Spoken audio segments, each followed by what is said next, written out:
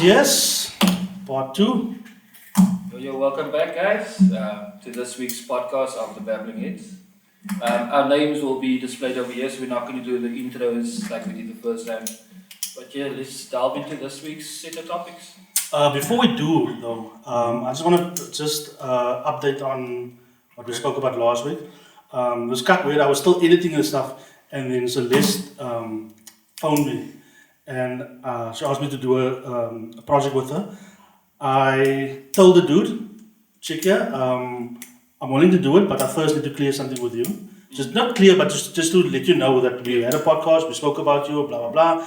She said, it's fine, it's cool, I stand my ground, which I admire actually, because the thing is, it was her feelings and she reacted to it the way she felt, and so I respect it, you know what I'm saying. Another thing that happened while I was busy with the project that myself and I were doing, there's a chickie, young chickie, French chickie. She's doing a thesis on Cape Town hip hop, and she was interviewing a very young MC. I'm not going to mention his name. He's a very dope MC, one of my favorites actually. And die vraag kan jy lekker history vertel, man. And I thought to myself, it's weird that this is coming up now after we spoke about it. And then I thought to myself, it actually gave me a more appreciation. It makes me appreciate Rosanna even more now. And I actually gave her Rosanna's number to tell her that, check here, if you want, I can give you my rundown as to what, but if you want the proper holistic approach from day one, he's the bra. Emil as well. But I mean Emil's in the States now, so Rosanna would be your best bet, you know what I'm saying? Or face to face. Yeah, that's basically it. Also, fiber optic. Also fiber optic a lot of these posts as well. So it's good to hear the subjective view from different viewpoints. I think we just touched about this now. We actually see that's for next week's or the next podcast. But yeah, it's like just a general lack of whether it's respect and skill set coming from younger generations to original either pioneers or guys who came before you in the industry. It's good to know that you have to do some research. Don't automatically think you're on the come up now and you're untouchable and you're the shit. As it's those that have come before you that you can learn a volume of stuff from. I think even Marco Hendricks, I was following his post now on Praat met Ruimklets Republic, and he was like saying there are some guys that are in his inbox and he's trying to give knowledge where possible. Because look, these are guys that have been in the trenches. They've perfected the craft. They know what they can do. They might not be, I wouldn't say that they're not relevant currently, but the eras are totally different now compared to what it was back then, where you could go with your backpack with your CDs, your mixtapes, cassettes, whatever the case may be. Go out to the club, get on a cipher. Now everybody's connected via the interwebs, so you can basically put anything out, but the quality of what you're putting out is subjective. So it is. So topics for this episode 2. Something came up, man, on social media, and I thought this would be a good topic to talk about. Has social media brought us closer as it was intended to, or divided us even more? And then the thing that highlighted, the thing that came to mind, or that was on social media that brought that to my attention was, and it wasn't just one individual, it was quite a few, where people are putting out the issues on social media. Is it, or do we need to put out our issues on social media?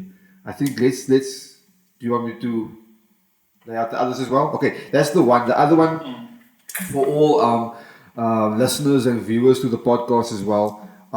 This is a do-for-self podcast. Let's do DIY. Everything that you see here, this is us. There's no editing, visuals, everything else. No sponsor involved. The Heidi things, blah blah. Vinyl. That's us. Yoda. So all of this is us. It's do for self. So that's do for self or DIY. We learned that from the come up. We basically second, third generation hip hoppers, and we learned that I think from a very early stage Yeah. when we got into this, like, you know what, knowledge of self, get to know who you are, get to know where you come from, all of those things, and then do for self was like a heavy thing on top of that. Like, so we learned that when Nanto came with the idea of the podcast to us. Yeah. We did look to outsource things. We were talking about that, but this whole podcast, we've come to realize that, you know what, we can learn new skills, and with that, we can then Check here, weirdly enough, remember we were gonna ask somebody else to edit, do the editing, whatever. Yeah. yes, When I sent that message in WhatsApp to you guys Yeah. to say the DIY, the do for self, I knew ek het geweet ek het hulle hartsnarig geslat man. En vir julle kry en ek wil sê kyk guys, the fundamentals van hip hop is en julle kan nie vir my as my streng sê julle moet eintlik ja, dit nou om sê. yeah. So then, but now my question is, and this is the second part of the of this episode, does do for self still hold its own today? So yeah, we leave it at that. We can talk about that. And yeah, let's just leave it at that. If we feel we need to add on or talk about something else, we do. There is another topic. We can either discuss that at the end if there's still time. If not, it will be carried over to the next episode. So let's go. Let's do it. Okay. So who's gonna kick off? The social media thing. Yeah. Look, I'm gonna put out my standpoint first, and then the explanations can come afterwards. Okay. When Facebook was started, I think it was started to connect college students. I think that was the initial thing, the intention behind it. So social media, and I'm just really that's just Facebook. That's one form of social media, one type. But social media in its entirety, I think the intention was to connect people. Yeah. I can honestly say at this point, like it sickens me sometimes to be on social media and see the divide. The divide is so apparent that I feel that it's doing more. There's more division at this point in time than connections happening. The connections are there. Nothing in the world is lopsided. Yeah. You know, everything there is some sort of balance. But at this point in time, where social media is concerned, the balance seems more weighed to diversion than, or the division of things than to the collaboration of things. Yeah. I don't know what you guys want to. Check here, so this is I've got a love-hate relationship with Facebook or social media in general. I don't really market myself. Baie mense, they comment on it, like why as a DJ, I just feel like, anyway. I'm in the same boat. Like the thing is, I used to be that bra that would fun on Facebook, whatever. Yeah. Then something happened. I had a role with some industry people, and I made it known to the world, okay, dude, this is happening. When I I thought to myself, now it's time to ease up on this thing. Is where I moved on, man. Yeah. But one of the guys didn't move on, right? But I have addressed it personally with the guy, so there's no beef, definitely no beef. But what I saw was people. He made a last comment of status, and people was commenting about it, and I'm thought to myself, yo guys, what do you man? Yeah. It's in my past. I'm thinking about the next step, man. You know what I'm saying? Yeah. And to realize that now people will only understand from their point of their perspective, man. Yeah. You know what I'm saying? They don't see the bigger picture, and Facebook is definitely not the bigger picture, man. It's only what you want, this side. So like die camera sien net die, hulle sien net die veel daar agter nie, man. Yeah. You know what I'm saying? Exactly. So so that's where my relationship with Facebook in general, or social media in general, where I just fuck this shit. I don't need this. If I don't get a gig, if I don't succeed, it's fine. Yeah. So I can focus more on the art, and that is hoekom ek eintlik DJing begin het. Yeah. I love the art, and not just the ek wil gesien wees nie. You know what I'm saying? But I think social media in a large aspect has become the new diversionary method of disseminating information. If you're looking at back in the day, if you saw something on the news, it was fact. Yeah. But now we've learned also that certain news stations will skew the views, whether it's towards the left or towards the right, and give people different points of view. Now people on social media again tend to gravitate towards negativity. It's easier for them to celebrate somebody's downfall or somebody airing the dirty laundry, somebody's husband was caught cheating, whatever the case may be, or this chick put up her nudes were leaked. So anything negative automatically gains more momentum. And I mean, even like, I'm not sure if Mark Zuckerberg intentionally constructed the algorithms, because out of your 5,000 friends that you might have, which is your limit for Facebook, you will only see certain feeds, and it's usually the feeds of people you interact with. But now, I would suggest that everybody does that. It's like, go through your friends list and go to the people you don't interact with. Because a lot of times, we actually only know less than 10% of our actual friend list. Yeah. And go interact on their profiles and then start seeing different views, because my apologies. The thing is also the topics being discussed on social media. At times it's to further a certain agenda, whether it's a social agenda or construct, or it's somebody's personal views, but then people tend to latch on it and it becomes a norm. Case in point, we're looking at the Men on Trash movement. Yeah. Yes, there are certain things within male patriarchal society, etc., that needs to be addressed. And we are all for female empowerment and inclusion within industry and society as general.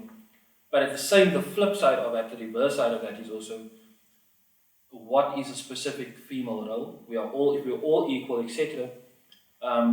If you're going to call out men are trash, and if males should then retaliate and say, but women are hoes, who's to stop people from doing that? And is it right at the end of the day? Is it bringing society together? Is it uplifting, or is it addressing the actual cause instead of just doing a hashtag? And that's the thing, people live in sound bites and in video clips, and it's just little distractions who actually get more people interested in a video clip of a little kitten playing than in issues in Syria. So are we then as desensitized as a society not to address the pertinent issues, and is Facebook and other forms of social media, Instagram, Snapchat, just distracting us from the bigger picture? Because people, whether it's now in music, like we said earlier, in terms of people researching, or MCs, or paying homage to what came before, are people that disinterested in actually gaining knowledge these days, and they just want the instant fix, like scroll through your timeline, forget about the world, come home, drop a couple of memes, have a laugh, watch some videos, and that's it. That was a mouthful. I also think, coming down to what you said about what appears on your timeline and stuff like that. A lot of times this has to do with the algorithm as well, what agendas are out there and stuff like that. But a lot of times also we find ourselves so locked in a room, or we're basically locked in front of this monitor, whatever, that we forget that there's life outside. And the life outside, it does change your perception of your reality. When you don't have that as a medium as well, if you don't have that what's the word, connected to your psyche, your reality then becomes like this. It's like just this tunnel vision, and your tunnel vision then the social media is basically contributing to that tunnel vision as well, because that's all you see. Like, you don't have a way to disseminate. Yes, that's the word, disseminate. Whether that is actually factual or not. So it's an echo chamber. You're living in an echo chamber. Exactly. So like with that, it's like you don't have a basis on which to stand and say, like, you know what, this is where I stand. There are people like that. We mentioned, like last week we spoke about Arizano. Hating or loving, whatever you want to say, he has his basis that he stands on. So you can't throw him off whatever, because his belief is his belief, whatever. But not everybody's like that. Like, probably most people on social media, which are younger than us, most of those kids don't have that basis yet. They haven't developed that yet, because they haven't been out, quote unquote, outside, so to say. They haven't had the experiences, haven't been the first-hand experiences. It's been somebody else's experience via social media. And because of that, it's like, how do you then know what is factual, what is not? Who do you side with? Because it's not that you have to side with anyone, but at the end of the day, you have to come to a point where you say, like, you know what, this is what I'm going to believe in, because you also don't want to your whole entire life just be jumping around from like, oh, I believe in this, then I believe in that, then I believe in this. You have to make a stand yourself and say, you know what, this is who I am, this is what I believe in, and all of this is bull. You know, but a lot of the, I would say like a high percentage of social media users don't have that. They just gravitate into whatever is trending, so to say. But yeah. Check so my experience with Facebook is now you can't pick up on the nuances, man, when it comes to a conversation like this, man. And that's actually the reason why I wanted to start. One of the reasons why I started the podcast was I want to communicate, but I wanted to can see as ek lag as ek het joke, because if I write it down, you might take it serious. But dude, I'm obviously in a jokey mindset. You know what I'm saying? The other thing is, what I wanted to mention is when you said they sit around, texting, whatever. It's like road rage, man. When you're in a car, you feel protected. You're not close enough. Exactly. No kan jy bra uitvloek, whatever. And you're gonna do no face. It's the same thing. You know what I'm saying? En die ander ding is wat niemand realize is that Facebook is eintlik gedesign om vir jou daar te hou. So it's to keep you captive. And it's like they use the same gedagte as slot machines to keep you there permanently, as long as possible, basically. And it leads to depression also. And ek wil nogal hopefully in the coming months, I want to get somebody in here to talk about depression in artistry and social media, how to fix artists and just normal teenagers in general. Well, just to touch on it, I think actually the social media actually contributes to the depression of the artists, because a lot of creatives suffer from depression in some form, shape, or whatever. And with the advent of social media, and now you are seeing your competition, you're seeing your competitors, you're seeing your fans live and direct in front of you and all that stuff, and the way music is and movie and just all entertainment is moving faster. It's like people are putting albums out every second year. People are putting albums out every 6 months or so. You know, so the consuming of music is quicker. The artists have to put out more. There's more pressure on them. I just think there's more competition also. More competition. I just think that social media is actually the contributing. It's a big contributing factor to those creators. The depression may be, skyrocketing or whatever you want to. But I also think to a large extent, like Nantel said, he's weaned himself off social media. He hasn't promoted himself or marketed himself on it. The dependence on the flip side creates almost like a dopamine effect in terms of where you constantly need that attention, that affirmation, those likes, those followers, those core group of people always bigging you up.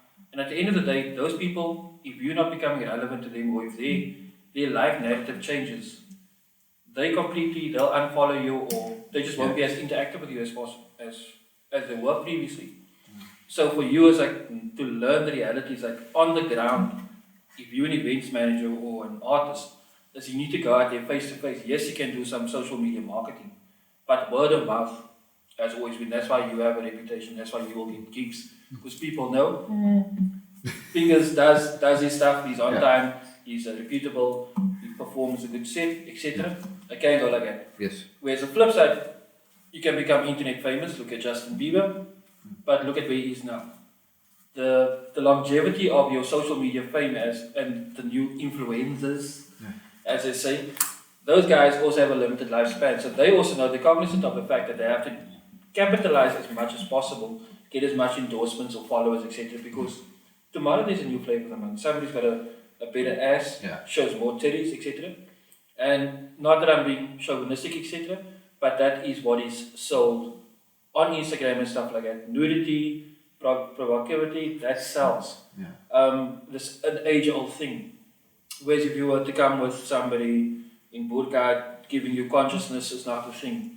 Here we now have Muslims on Instagram promoting Sky Vodka, etc. Whatever the case may be. So society dictates what it wants. And right now it wants an instant gratification, the look nice thing, the faces so full makeup is ridiculous. Like, give me a plain Jane, give me au natural, that's my thing. But I mean, that's not what I want. And we come from before Facebook. We come from MySpace. Yeah. I mean, way before MySpace also. Before MySpace. But I mean, like in terms of you were to Before the internet. before internet. Like we basically had to go put out flyers and posters and stuff to promote ourselves. I mean, like, you know, I always had this thing like when you put up an event on Facebook and there's 200 people say that they're saying they're coming, you can cut that down to half. You can cut to 10%. To 10%, dude, then because that's what it is. They say they're coming, but it's not. It's like a click of a button. It's not that difficult. Yeah. So when something is not that difficult, it's also not that difficult to hold on to it and say like, I hold on to my word that I'm gonna come to your gig. It's where if you let's say for instance, you see the flyer, you pick up the flyer, or you see what's on the poster, and you see it like continuously, and it gets stuck in your mind because there's so much content as well. That one event is not gonna stick in your mind as well. But now you on your way to work, you're doing your commuting, and during the week or the weeks leading up to this event, you see the poster all the time. Like, oh, okay, cool. Yeah, you know, constant reminder. It's a constant reminder, and with that, you then have more of a connection to wanting to be at that event, so to say. But I was going to say with the influenza, so they're the disease basically. The influences. Check but on a positive note, no, you don't just cut negative. Social media, they got rid of the gatekeepers in some industries, man. Van nou kan jy hoef nie op radio te speel, jy hoef nie op dan as jy kan sommer jou eie ding rock, man. You know what I'm saying? So in that it's a good thing. But there's still going to be gatekeepers. It's not gonna, you know what I'm saying? I just like the point about it that yes, there's a lot of content, like we said, people can now, MCs can now put out their music, etc., data file hosts, whatever mediums they're using, SoundCloud, Reverb Nation, Spotify, Apple Music, and much more, Tidal, etc. The issue is, back in the day, we had record companies, so the music, the R&D would go out, you'd say, right, let's design this cover, here are your artists, and they'll be cultivated and they'll be put out and they'll go through a professional course in recording studios, etc., will be marketed to the public. Now all of that has been removed. Now you're sitting with millions of tags on the internet. And radio to a large extent is basically the only platform that's actually promoting that. But then again, I don't really listen to radio anymore. So I've gone completely off the radio. Even though I can tune in on my phone, etc., it's an inconvenience to now plug my earphones in order to get a signal. I could stream if I wanted to, but I'll just usually stick to my own selection or playlist. I don't want to use Spotify. Because if I hear something and I like it, I'll add it. I'll download it. But now saying that, do you think that the radio is the only filter out there? Because like I said, there's so much music out there that the radio could basically be the only filter. But then, other than music channels. But then I would even go as far as saying, but that's a filter with a prerogative. They've got their own prerogative, and that's basically like the numbers. The agenda, prerogative, agenda, whatever. Because obviously the agenda is to promote. Like, when we did the whole, was it the 70%? I'm not going to go into that. No, but I'm just saying, the 70% local content would have done wonders for the local music economy. It would have boosted much more radio play. Yes, everybody would have needed to get, because that's the thing, with there being so much bedroom MCs, for lack of a better word, would have put everybody on a standard. And a lot of people have been putting out the fact that how to register yourself on Samro, and mastering of your music, etc., the content, the flow. Another thing in terms of the selection, the playlist committee, etc., that's another big debate as to who the gatekeepers there are.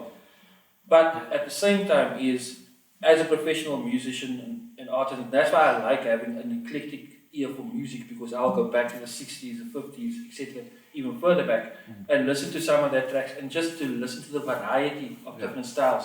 And the artistry was a different. Now you're coming into a pool of musicians now who don't even know how to write a chord, or how to sing together a melody. Everything is downloaded beats, etc. And the mastering isn't good.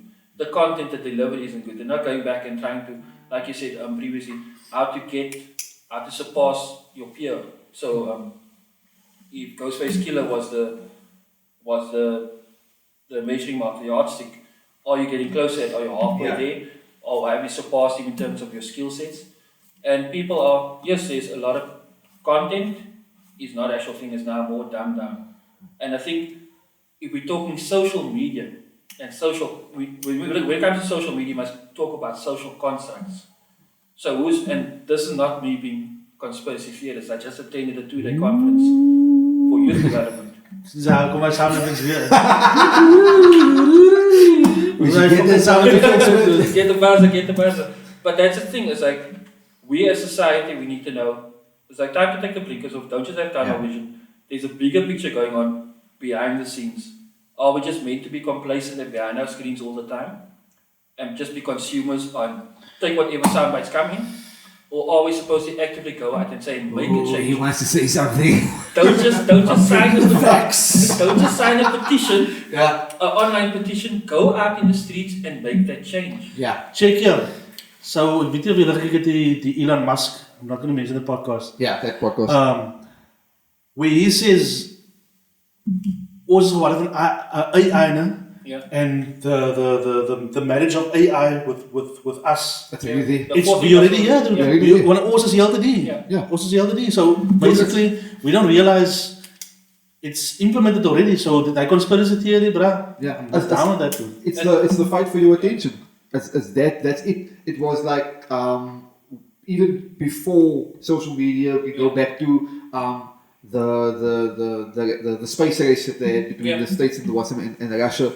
That was also the fight for dominance. For dominance, but in essence, it's a fight for attention, because at the end of the day, it's like most of our media that we consume, from entertainment to whatever, new education, whatever, we look to the West. Yeah. Most of the time. So if the West is controlling, whatever, like they want that race, so okay, the attention's on them. If it was Russia that won it, we're talking a different thing. Yeah. So the fight for our attention has come a long time. This is now where it's at. And you're right, like I was having a talk with my sister a couple of weeks ago, and I was saying that, you know what, the issue that I also have with social media as the keyboard gangster. Yeah. As that person that will, when they see you live and direct, they will not say that to your face. But they will say it on social media.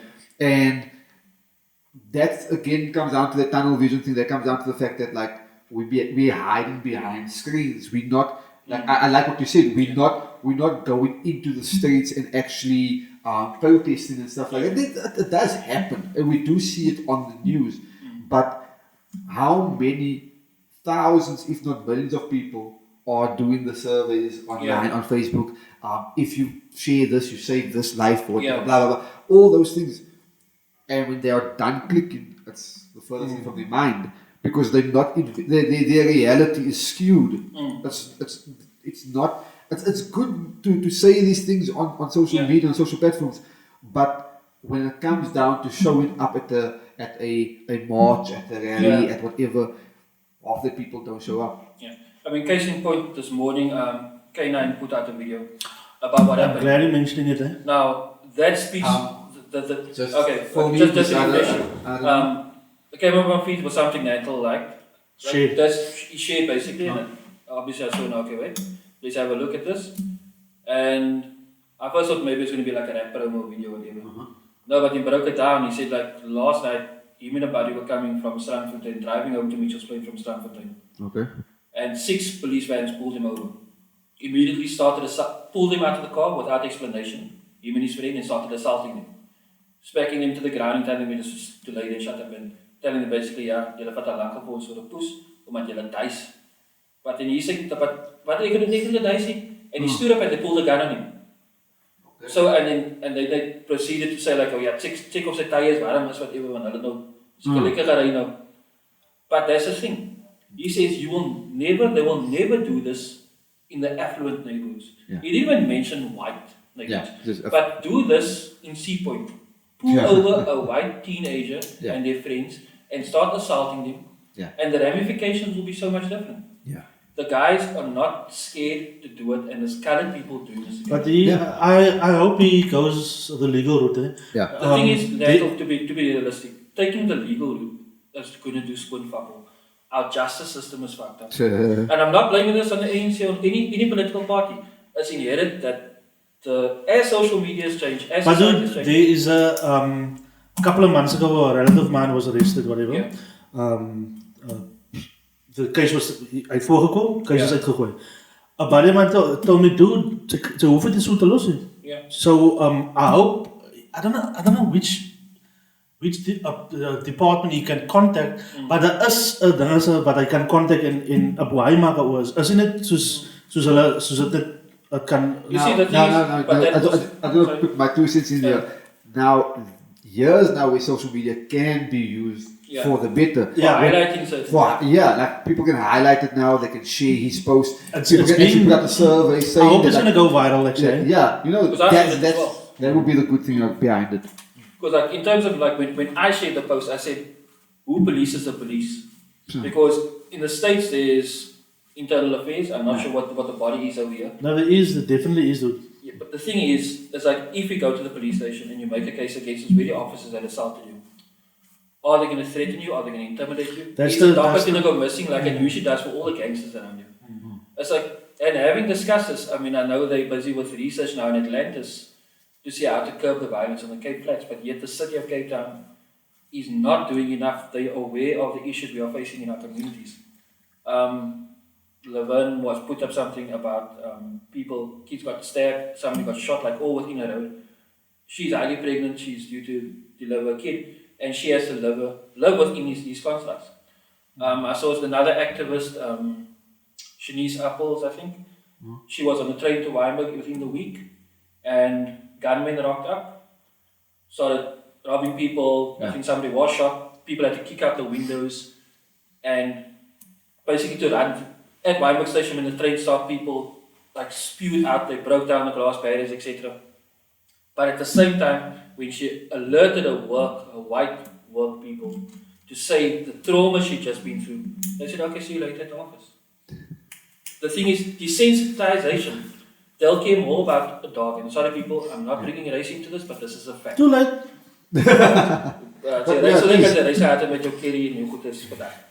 The thing is, in order for us now to make a change in this world, in a society, everybody needs to be on the same level. Yeah.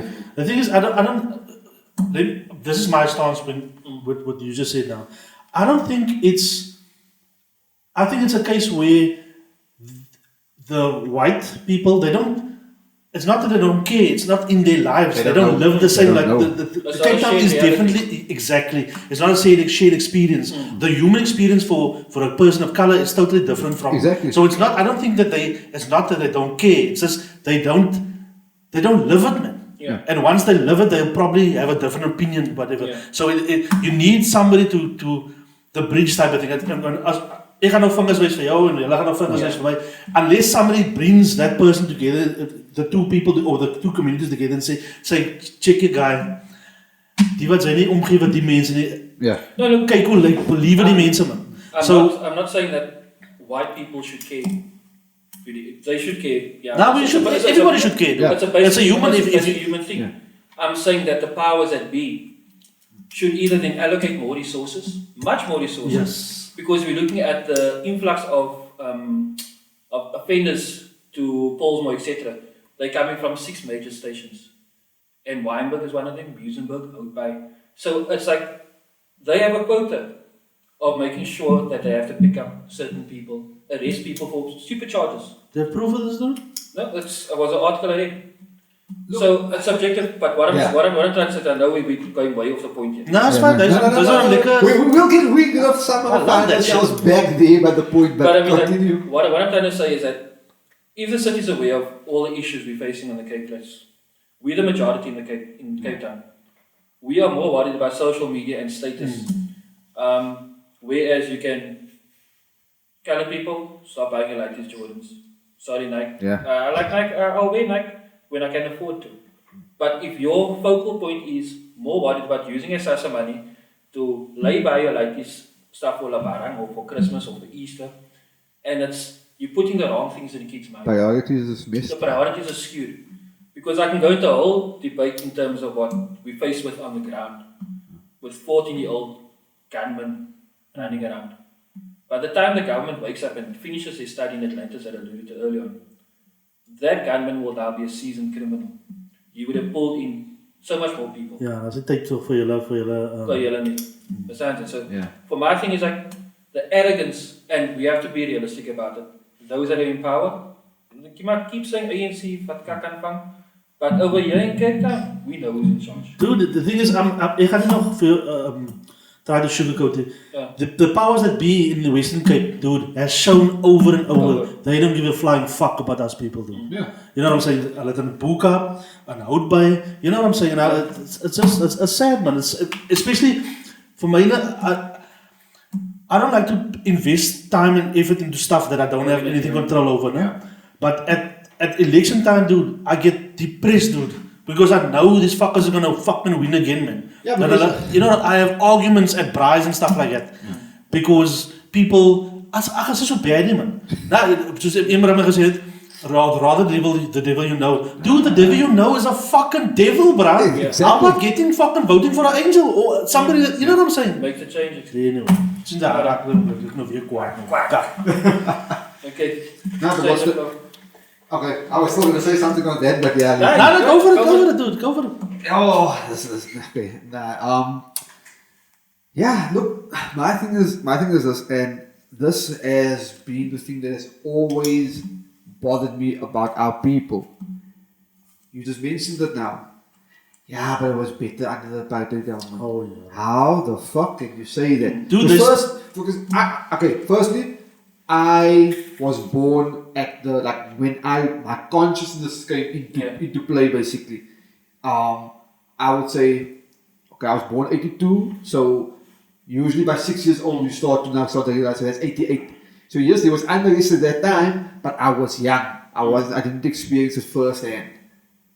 But my thing is this: I've now become an adult that has my own conscience. I've learned certain things. I've started to discover myself. I've started to ask questions along the line of where do I come from. I am of the lighter tone, so-called colored people, but I also know that there is a darker tone to me because my family on both sides are darker than me, most of them. So where's that coming from? I'm not subscribing to the Eurocentrism of like, oh, I've got, we come from Scotland or from whatever. Fuck that. My skin already shows me that there's been we've been tampered with, so to say. Yeah. So I want to know the other side of things. So with that outlook on life, I'm already looking at things like, okay, if you're gonna tell me that, and this is various shades, and a lot of times it's like it's family close to me as well. So it's the dark of the dark that's telling me like, but it was better under apartheid. Now yes, you've got that as a first-hand experience, and now you've got this experience as well. But like you said, bet the devil you know, but like fuck the devil, like why can't we just get something that's better? Like I also said, I will only start voting because I haven't voted. How dare you? How dare you? I will wait until a government can show me for 4 years that they can at least act and put out what they have promised. Like not even anything, like half. If you can show me like 50% of what you've promised your potential voters, and you've come to the party with that, then I will vote for you. If you haven't, like, then you just come there for the vote. That's it. Yeah. You just want the vote. There's no accountability, no checks and measures. Exactly. So yeah, but coming back to what you were saying, that like white people don't, or let's say affluent people, because let's do it. Let's divide it by race rather. No. Not sorry by race, wealth. by Economic. affluent. because myself and my wife, we Class. class, and that's what I was saying. We had a talk not too long ago, and I always told her, and this has been my thing as well. When you work for a company, you're just a number. Yeah. Period. Unless you're a shareholder. If you were a listed company or whatever, then you're not a number, because you are due your share, your whatever, the money that you're going to get from your shares, blah blah blah, all that stuff. But even up to the CEO is just another number. So my thing is this. Why I say affluency? Because we are living now in a time where in those communities that were supposedly white communities, we are getting different races moving into those communities, and they are part. That becomes an affluent community, but they're now part of a different class. Yeah. And with that, it's like, because they are not aware, or they don't experience what happens on the Cape Flats on a daily basis. Even if you live in a, I come from basically what we would call a working class kind of community. Yeah. There's not much crime besides house break-ins, which that has also subsided now.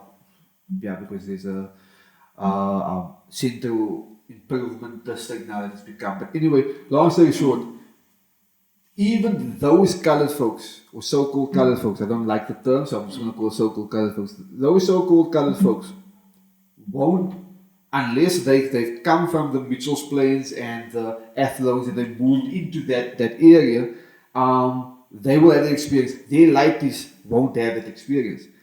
And there is also then a disconnect. So that child becomes then a manager job. That child, being a so-called colored, can also tell that woman that you just made the example, but we'll see you later. It's now, it is a racial thing. It is still a racial thing, but it is also now become so much of a class thing as well. Yeah. It's almost like the classism in Brazil with the favelas and whatever. You get like various colors in the favelas. But it's just because you don't have the money, you have to live over there. You can't. Check, Chris Hani said just before he died, I am afraid that my comrades will one day drive BMWs and fucking happen. It didn't take long. Obviously, as a paar jare. Also, obviously, the advantage that also a beetje ouder is, and we saw it, and it's not that long, 25 years now. It's not that long, dude. And it happened, and it's a reality now. Yes, my question. It's just that coming back to, and I'm gonna say now, white people. When they in positions of power, or managerial positions, so to say, in the companies and stuff like that, like that example again, what we are finding is that what I found, and I'm talking about my own experiences, they don't want to become aware. Yeah. That's what I'm finding. It's like, so ignorance is bliss. You are at arm's length. You're over there, so it's fine. Yeah. I don't need to experience what you are. And it's not for all of them. There are those that have their own initiatives and stuff like that, and things that they run in communities that's not theirs and stuff like that. Fine. Whether that's for tax write-off, well, that's another thing. But the fact of the matter is, that's what I've experienced. A lot of them is just like, you're over there, I'm over here on the hill somewhere, and I don't need to become aware of your what's name. You signed a contract, you need to be at work. So, and it's the same thing like if somebody has been in the army, they've gone through traumas and stuff like that. So it's like those white guys who went to the army back in the whenever, fought in Angola and stuff like that.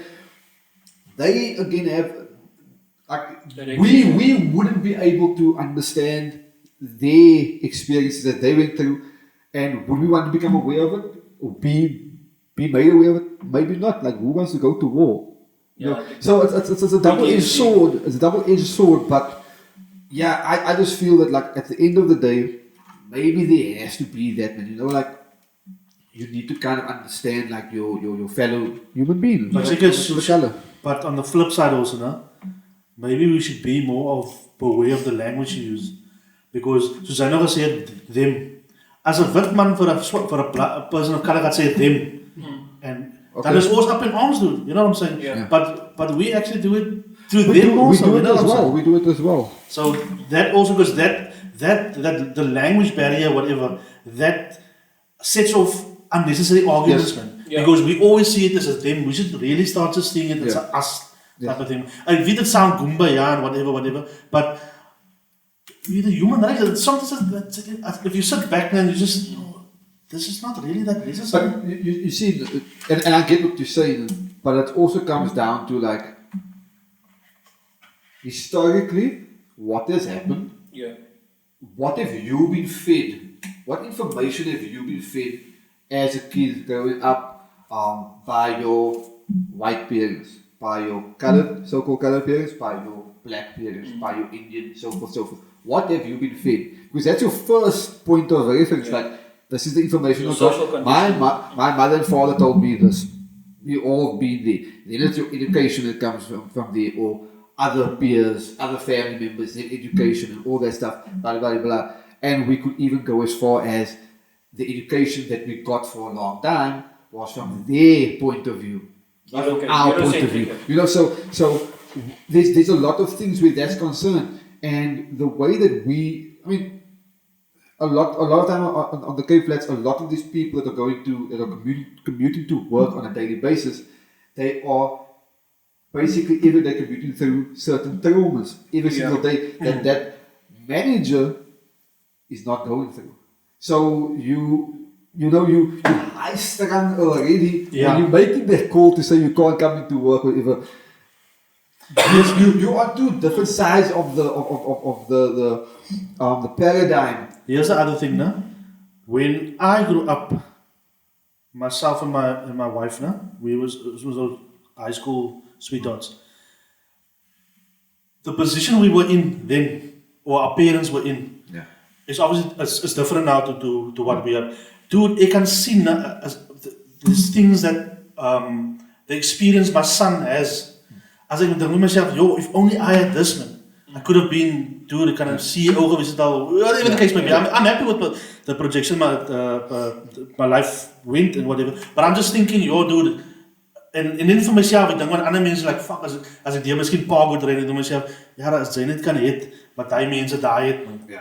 Jy sal 'n total different mense, die potential wat uit jou kan kom, man. Because ek sien baie potential in ons mense, you know what I'm saying? Hy's ook nog 'n ding wat ek net baie ponder oor.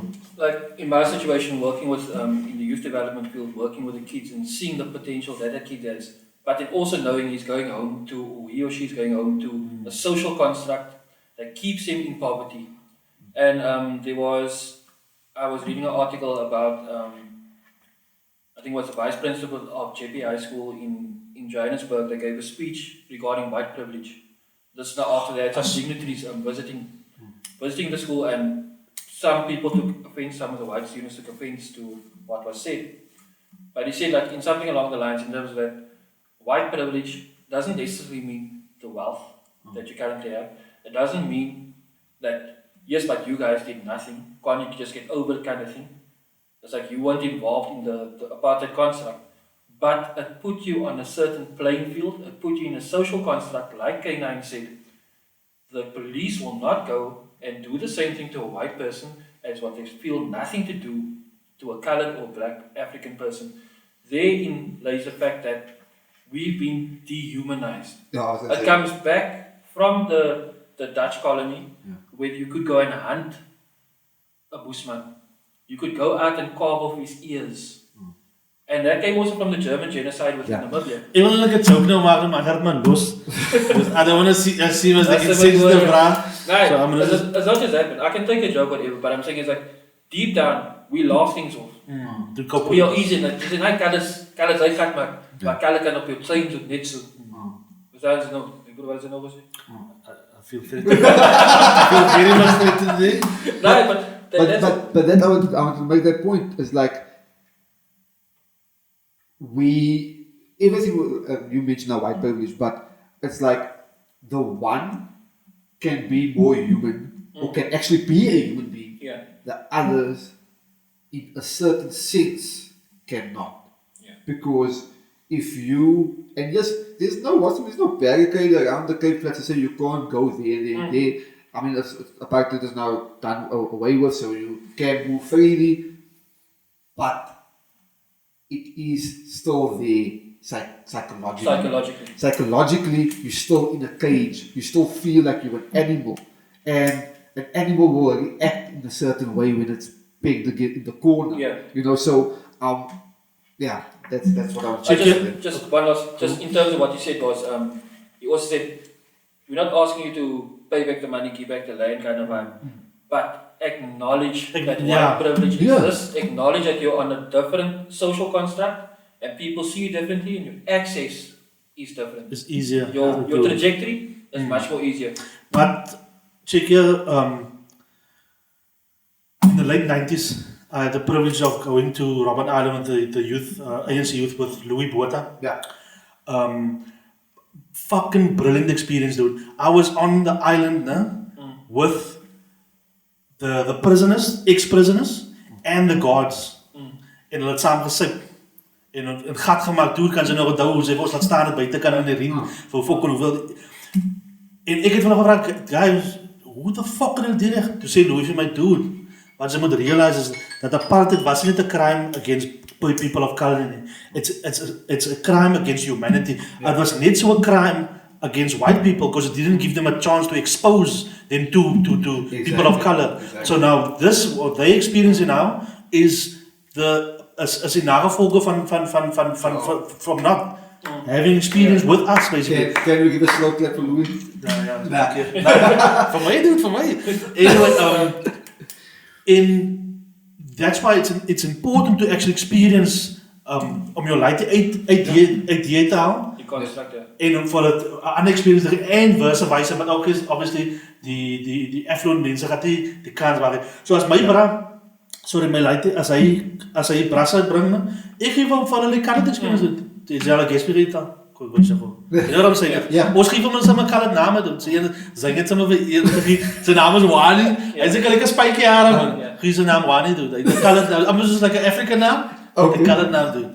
But yeah, wat is dit dan? Sy naam is Wani. Oh. Nou sy naam is Luca. Oh, Luca became Wani. As Wani nou. But there's something I wanted to say about this. Okay, we can go on. But yeah, like if we're talking also like social constructs and stuff like that, if you're looking at white privilege, you're looking at the old boys network. Yeah. You're looking at those conduits where you're guaranteed if you're going to Rhodes, whatever white high school, you'll be guaranteed a job in certain sectors. It's like because you come from that, you have affinity or whatever the right correct term is, that you now come from that school and you will be, because you were alumni of that, Alumni, yes. you will then be afforded certain privileges. It's alumni. Just to get back to me now, I was also speaking to someone, I think it was my mother or somebody, in last week, and it was about like, I just made the statement that parents of today, we have it harder than any generation before. But I was talking from a point of view of the distractions that our kids have, man. So like this, TV, computers, whatever. It's just like everything that's trying to keep them away from certain other things. But then I said like, but you guys had certain experiences that our kids will never have, and that we also to a certain extent didn't have, like you guys have had, and that was apartheid. And then we started going into that conversation, and I was saying that my boys and my girls will probably only see the segregation and apartheid, so to say, in existence, because I still feel that it hasn't entirely gone away. No, it hasn't. But they will only see it when they walk into the job space. They won't have it like our parents had it growing up. They saw that firsthand. They experienced it firsthand. they also couldn't go out to their communities and blah blah blah, and all that stuff, and the pencil test and all that stuff. They experienced all that. Our children are not experiencing that growing up. They're going to the Model C schools or the affluent schools or so forth and so forth if we can afford it. They're going there and that's fine and it's opening their eyes and all that. And like you mentioned, we need that. We need that to happen. But as long as you have the old boys club still in existence, because we only when they die off and maybe their kids die off, then we'll start to see, okay, there's now a level playing field starting to resemble a level But playing that's field. where government comes into place, eh? Yeah, but I don't think then our kids are going to be created with those issues at the job space. Yeah. It's like, why am I not getting that managerial job when I was here, when I was top of my class in varsity, but this white guy got the job or this black guy got the job or whatever. You know, that's where that's going to start coming out. That's where that's going to permeate. How do our kids deal with that then? Because we still had a little bit of it. Our adults are actually dealing with it right now. Yeah, we deal with it right now, but we had a little bit of a precursor. I mean, we were at school when it was pre-94, and then we were still at school when it was post-94. Some of us went to Model C high school, some of us went to normal government high school, whatever. So, you know, we interacted because we had our friendship circles were government high school friends and Model C high school friends because we were all, some parents could afford it. You know, so we had that, we interacted around that. Our kids are not having that conversation. They're only going to be going through that at the workplace. Yeah. Yeah, but anyway. I think to a large extent, like in terms of a few current situations I'm aware of within the city of Cape Town is where people are so capable in the skill sets that they are called for, they're headhunted. Yeah. But try putting a person into the same position that a white person straight out of Stellenbosch University will walk into. It's ridiculous. The racism, classism, call it what you want, is still inherently there. Like I said, there's basically like an old school network saying, old boy network saying, okay, you guarantee the job here, whatever. And if we can't do it, we'll bring you back as a consultant, etc. It's like the way government works and the nepotism, the favoritism, etc. is ridiculous. That the people with the actual skill sets either have to leave and go to the corporate sector, which is even a filthier environment to be in. But with that being said, I think this ties in perfectly with the circulation of money within the black community compared to the white community, compared to the Jewish community and the Asian community. So like if you were talking about things that like Nipsey Hussle was busy doing before he was tragically taken away. Okay, can we just set the tone? Set the tone. Yeah, for what's so for the listeners and the viewers, there was going to be another topic that we would have touched on if we had time or we needed to, or we're going to carry over. But now we kind of seemingly slide into it. We basically were looking at self-gentrification of our own communities. Yeah. So, like Shaq just alluded to, Nipsey Hussle that passed away in Los Angeles, in the States, about 2 months ago, something like that. He was looking to self-gentrify his community. Now, we've gone through a lot of that in Cape Town as well with Woodstock and Salter, the area, and people being Book up. And book up. And book up as well, where, but I mean, that's not self-gentrification. Yeah, but what? Sorry, no, I'm confused.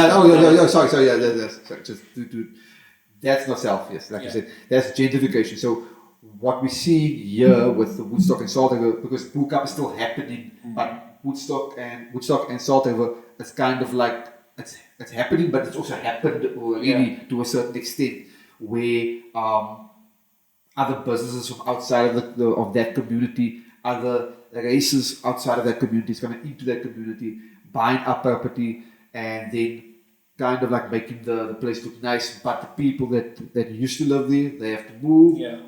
They can't even partake in that pie, so to say, of that area no longer, because they just scaled out, so to say. Exactly. Yeah. So economically, they've been pushed out, but I think like the study shows that in the Asian communities, actually money stays or circulates amongst Asians. So when I say amongst Asians, I would refer to this is your Asian consumer, obviously working wherever he's working, but he spends his money only on Asian businesses or pays for Asian owned services. So they say that in comparison, going from a over 30-day period amongst in the Asian community, with Black African Americans, money only circulates for 6 hours.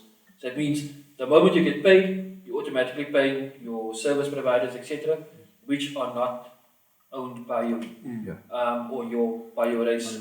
So I think in terms, we did this exercise, Tansel and myself, a couple of years when just before they did the extension at Promenade Mall. So the first wall that they put up, they must now, when they still had the fountain, whatever, Yes. before they extended it and did the add-ons, we went into Pick and Pay because we're looking at ways, because we're working in the Mitchells Plain community, we're looking at ways where we could get the businesses, the big businesses within the mall, to possibly subsidize some of the programs we were working on. And then the manager of Pick and Pay said, look, you can't actually discuss these things, but usually what they'll do is when somebody has a 60th birthday, they'll give a cake and stuff like that. So out of interest, we asked them, so what does Pick and Pay Mitchells Plain Promenade Mall make in a day? What does their turnover look like? And the guy says, no, could be like between 3 and 4 million, depending. So we said, per month? He said, per day. Per day. So the colored community, even though we're living in abstract poverty in a lot of places, has a large financial contribution towards us.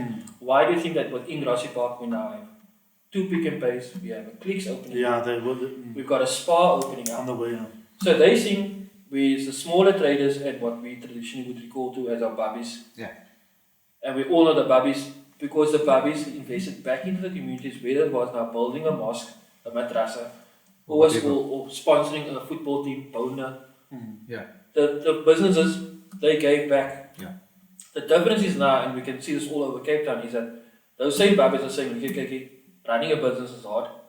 We'll rather outsource this. Now you get your Indians coming in, your Pakistanis coming in, your Somalis are opening up bunkelchies. So they are contributing to the economy in terms of they're paying rent to the building owners. They are selling the products. Yeah. But at the end of the day, us as colored people are not stepping in and saying, okay, we are tradesmen, can do this, we need to start growing our own meat. Not growing meat, but like having farms, having grain, having transport service, logistics and stuff like that, and start blocking off this community because the large businesses are not giving anything back. And I don't want a cake for my 60th. I want to know what is Pick and Pay actually doing CSI wise in the colored community. Here goes the sponsor. Pick and Pay. But no, it could be an option for them to actually come forward and say, this is what we can word letters because we need to start holding people accountable. This is our communities, and if we want to operate in our communities, we need to stand together and say, so far no further, we demand action from the police, from corporates, etc., that's operating within these spaces. You want to continue existing in here, then you need to come to the table. And that is the only way, I think, and also need to start with the try to indoctrinate the minds of colored, so-called colored people in terms of, you see a boer farmer walking in town in Stellenbosch. Hij praat in his khaki because khaki goes with everything. As funny as it sounds, that's his Monday to Sunday outfit. Yeah, that's his outfit. Ik heb khaki gejok back in the day, hoor. Maar met pa, maar met pa. Het wordt die brailteam gebruikt. But look at that, in simplicity, they walk barefoot, they keep the cost low, that's your bare necessities, they're not going to eat less, whatever. But I know a lot of heard stories of white folk that work in Cape Town, whatever city of Cape Town, that are frugal. But that same person takes his yearly holiday overseas. Because he cuts down, he scales down. Whereas we are living in a almost, I wouldn't say it was prior to YOLO, it's been like this for decades. Whereas now we're competing amongst each other. Because that is the social construct we have. Because we can't compete with others, so we have to compete with ourselves. So amongst each other, we will have even more than a white person. We will be walking around with a net worth just by what you're wearing, are between 15 to 30,000 rand Yeah. on yourself. Yeah. But you don't have a car. You're still taking public transport. But you're so gejaagd and you're so in the skill to get there. That's the thing. So the mindset needs to change, and that has been the narrative, like in the past few weeks, at least we've been doing for the past few years, where we've been saying changing minds, changes actions amongst the kids we work with. But it needs to start from us. It needs to Chicky, start but from this is not just the colored experience actually. No. This is in America it's the same thing because you know Killer Mike. Yeah. He has a documentary series.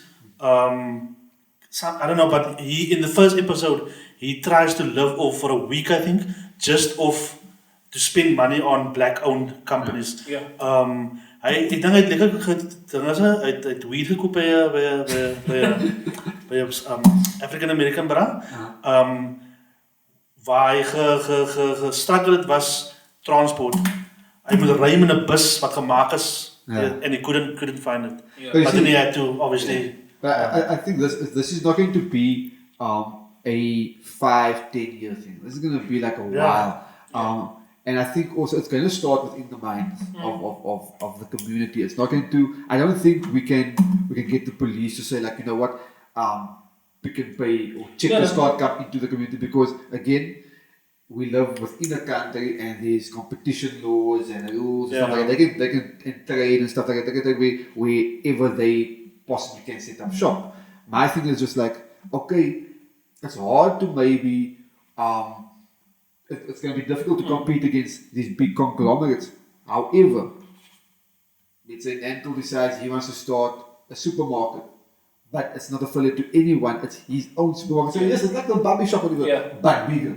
So it's like, it's going to be like as big as a Pick n Pay or a Checkers, and we will then source our products and whatever is going to be in there from as much as we can from other black businesses or other businesses of color, whatever, stuff like that. It's going to take a while because there's a whole chain, you know, a supply chain. So that supply chain also needs to be people of color or black businesses and stuff like that. I mean, we can look at I think back in the 90s when it comes to music in the States. I think it was Jay-Z, Dre, and I think P. Diddy wanted to start their own distribution company. There was no distribution company for black music. And then something happened. Somebody died or something, and then the whole thing went away. No, it was Irv Gotti. Was Murder Inc. So it was Irv Gotti, P. Diddy, Jay-Z, and then there was that whole thing where Murder Inc. got investigated. The whole thing. Now the thing is, the original investors was drug related. So but they were trying to run that whole thing of like, you know, there's a supply chain, and we need to start getting into the supply chain because the supply chain is white. So we need to get within the supply chain somehow where we can start controlling the money flow, and back to us, and the money can actually circulate more. And the supply chain bit back. So this is not going to be. I mean, self-identification can start very small as well, but it has to start in the minds of people. Like, let's take youngsters as an example. When you're thinking of, I want to go buy clothes for myself, why not think like, you know what? I'm gonna go support that brother and buy a couple of youngsters t-shirts, YGN t-shirts, YGN hoodie, whatever, instead of going to buy a Nike or something. So now wherever he gets that t-shirt from or that hoodie, well, that's debatable. Is it coming from a white source or is it coming from a, so that's still debatable, but it starts there. Like, you know what, I'm gonna buy that instead of buying Mitchell and this or whatever. I think like if you want to look at it like that, also need to like start determining like going back to the source. So if I'm buying a t-shirt, I need to know who owns the land that the cotton was grown on. It goes deep. I know it goes deep, but I think a lot of times mense doen baie dinge oppervlakkig. You need to actually like break it down. It's like tear it down to the nuts and bolts. And I've been saying this for a while, is that the reason why the Eurocentric society works the way it does is because they've thought of everything, every contingency, I told you earlier about rolling 5 deep in terms of having backup plans. Yes. It's like when Japan goes into the market and creates this turntable techniques, they already know, they perfected the craft. When Huawei, who's now currently been voted out in the US, and therein it's the space war over again. It's the Russia and USA, but this time the war is not actually over the handsets. 5G. It's over the 5G networks. So that's another topic we said we 5G, wanted to discuss. we'll get to that topic. Apparently they signed with Russia now. Huawei. For 5G, the 5G thingy. They're gonna roll it out in Russia. Apparently, we think nog geen research. Because that has heavy implications on the economy as well. Whoever, what I check out, whoever wins the tender or whatever, whoever controls it, it will create a lot of money. My argument in terms of what the US is using as the, I was just bearing in mind, whatever we're saying against the US can be held against us for future visa applications. I saw that shit, yeah. Because if you were to... No, but the thing is, they check your socials, no? Yeah, but this is part of social, YouTube is part of social media. Okay. So, we didn't say anything about it. Always saying is, what the point I'm trying to make in terms of that is that they're stating that because Huawei, the company, is so closely tied to the Chinese government, that they feel there's certain security risks in terms of them being able to access the information. My question is, who's accessing the information for the other providers? Is because I know FBI, etc., have been trying to force Facebook to make certain things available. Force Apple. Who's to say now who's in charge of AT&T's network of the carriers? Is because of the Patriot Act, are certain things have to go via CIA, FBI, and I'm not trying to be conspiracy theorist, but if the backlash against Huawei was sufficient enough for them to impose a trade ban on that specific company because of the 5G networks, then who's their competitor and who has access to that information? So if the US rolls out 5G with, say for instance, Ericsson, are they privy to that information? Because they're claiming, it's like calling the kettle black, saying, yeah, but the Chinese government's going to have access to that information because now we can't get access to that information. It's concerning. It's like how independent is this devices, and I think there was a lot of talk also about people stating that the actual permissions that you're giving to your applications like Facebook, etc.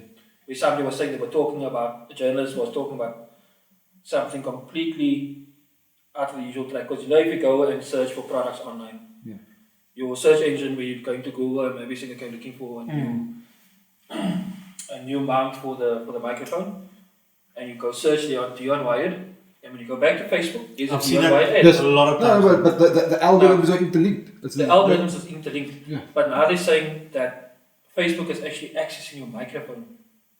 No, it's Google. It's Google. I don't know so much about Facebook, but I know Google. There's somewhere in your Google profile in the settings where you can actually switch that on and off. Now, I think when you set up your Google account, there's and I stand under correction for this one, but there's, I think, where you can tick, like yes or no, blah, blah, blah, and you can either leave it off or put it on. So somebody shared this with me a while ago, like probably 2 years ago, and I went to go check mine, and mine was off. So basically, when I say mine was off, I'm meaning that my microphone or anything that Google captures via voice is being switched off. They can't capture. But if that was switched on, like if you talking and you go onto the browser and you go search something, it will automatically populate there already. It's basically like listening in kind of thing. So they're actually a surveillance company. Well, basically, like with Google, your location you see is on tracking your every movement. Somebody told me that he met up with somebody, and the location was on for both the people, like and then when he got home, it said people you might know. The person came up there, so it's weird. You know what I'm saying? Well, like they'll ask you like a random thing, like, oh, what do you think about Bona Fast Foods because you were there. So now you must find that you were like they ask you questions about. Well, hoe kan hulle spy op ons man? Was it?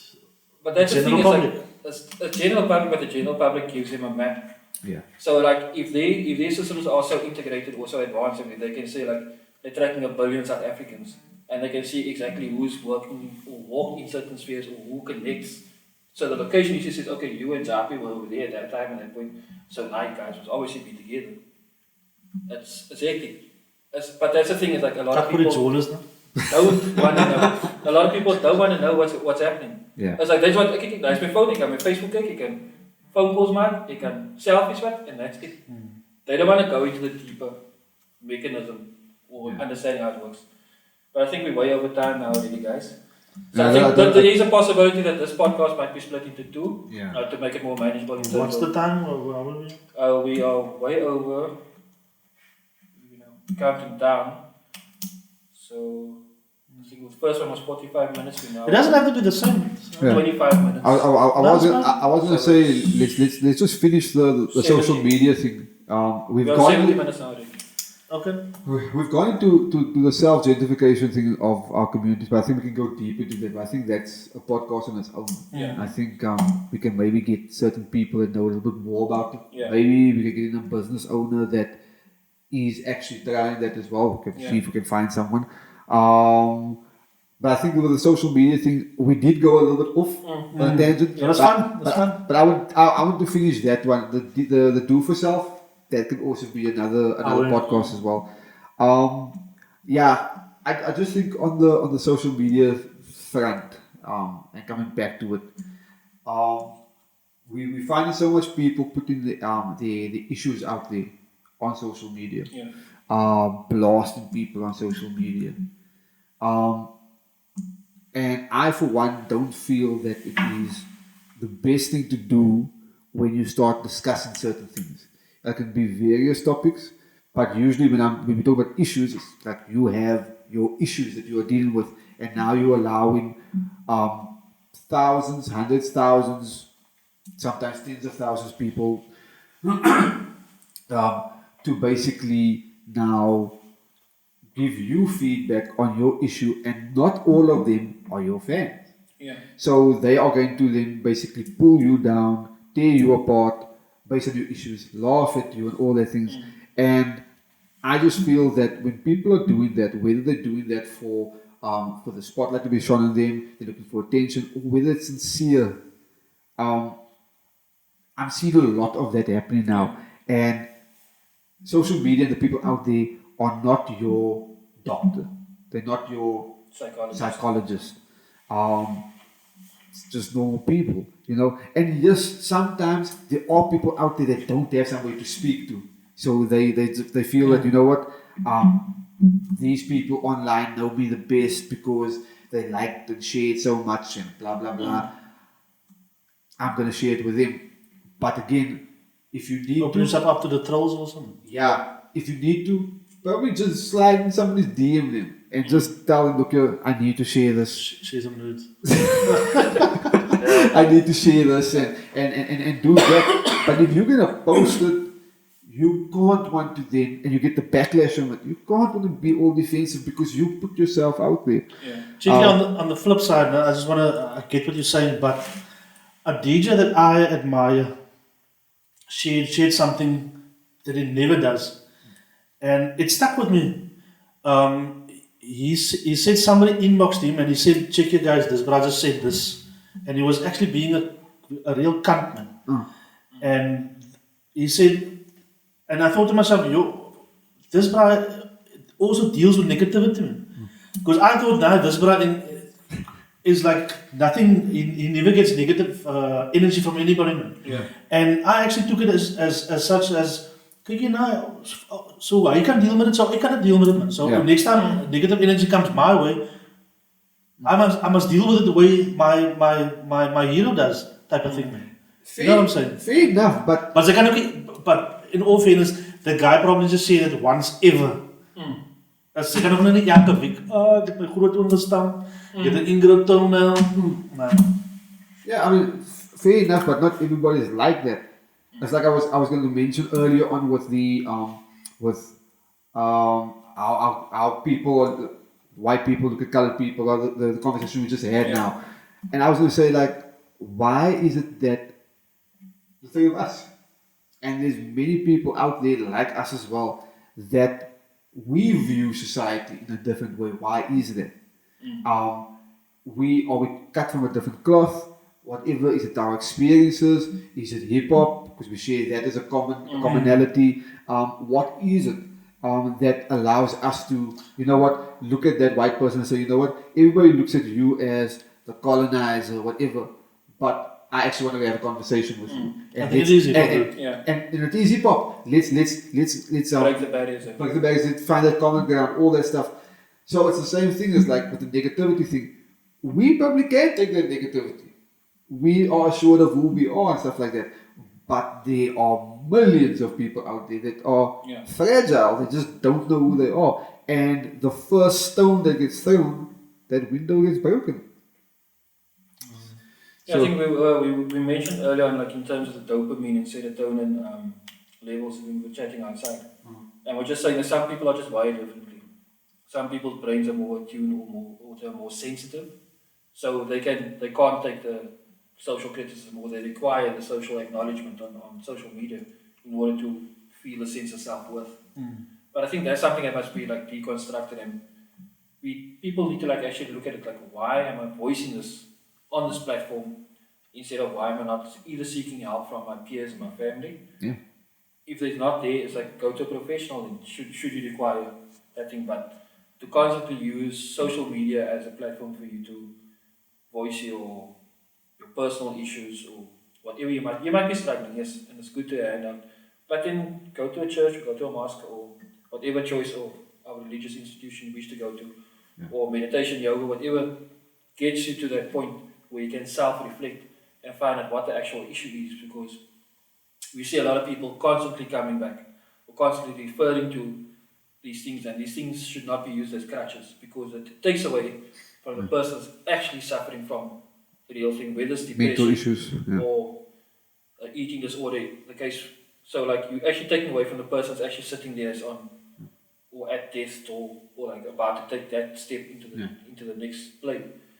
So you don't want to do that. You don't want to take away from that other person's experience, but rather than seek professional help, because I'm a firm believer, and I think you are too, in terms of not medicating or taking mind-altering substances that to address mental issues. So rather than find an alternative, but like we said, not everyone's the same. It's complicated. The human body is very complicated. The brain as well.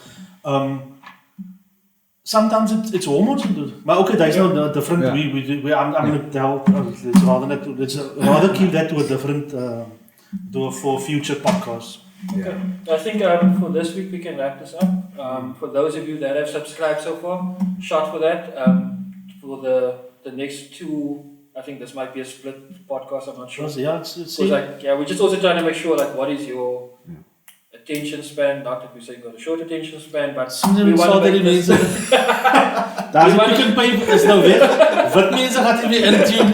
Nou wil hulle nog weer reed met die kickstaan doen.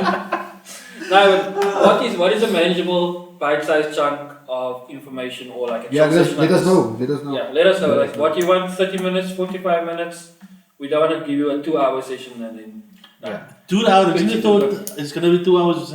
Because I watch podcasts and stuff. But it's not gonna. It's not. No, but we do podcasts, so we watch it like that. Yeah. We also need to take into account data costs, etc. Because not everybody has the same access to Wi-Fi. Yeah, let's make it 2.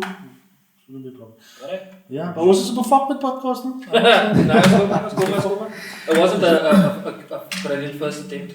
Yeah. No, I think it was a solid one. I think it was a dope one. Anyway, peace. You said share. Yeah. Click, like, subscribe, bell notification, dial right on. The Babbling podcast. Peace. Yeah, there's no play, bro.